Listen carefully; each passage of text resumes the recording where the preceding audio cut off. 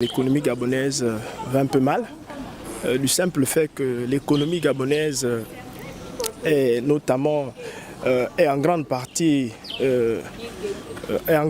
en fait dépendant des matières premières en général et en particulier le pétrole qui contribue à près de 50% au PIB gabonais, et ce qui revient à dire que le coût du pétrole a baissé. Et il faut le signaler que le prix du pétrole est dépendant des marchés internationaux. Et les marchés internationaux font l'objet de fluctuations. Qui dit fluctuation signifie que la monnaie, non seulement la monnaie varie, et nous savons que le dollar aujourd'hui est une monnaie qui fluctue presque tous les jours. Et ce qui revient à dire qu'au niveau des recettes, parce que dépendant déjà du pétrole, c'est que les recettes vont dépendre également de cette matière première qu'est le pétrole. En ce moment, l'économie gabonaise se porte très mal parce qu'on a l'impression que le Gabon achète plus qu'il ne vend. Donc, c'est-à-dire que ses prix auront tendance à augmenter, d'où l'inflation des prix. Et du coup, on remarquera un déficit courant de ces transactions courtes. Et je ne vais pas aller dans tous les sens, mais je vais me focaliser sur le commerce international.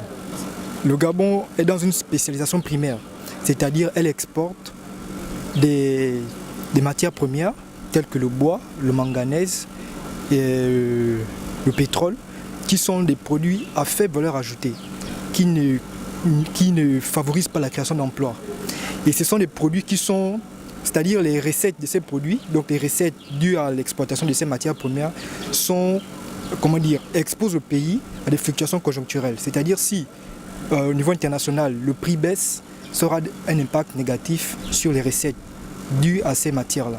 Bon, je pense que l'État doit diversifier l'économie et nous devons favoriser la création et le développement des entreprises qui transforment les matières premières en produits finis, parce que nous savons que ces types de produits ont une valeur ajoutée élevée.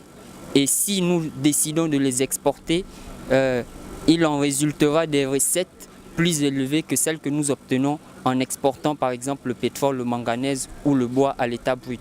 Le projet Graines, c'est vrai qu'on entend parler, mais il n'est pas encore ancré dans la tête de tout un chacun. C'est-à-dire qu'on ne prend pas vraiment conscience de ce qui se passe vraiment et de ce qui se fait.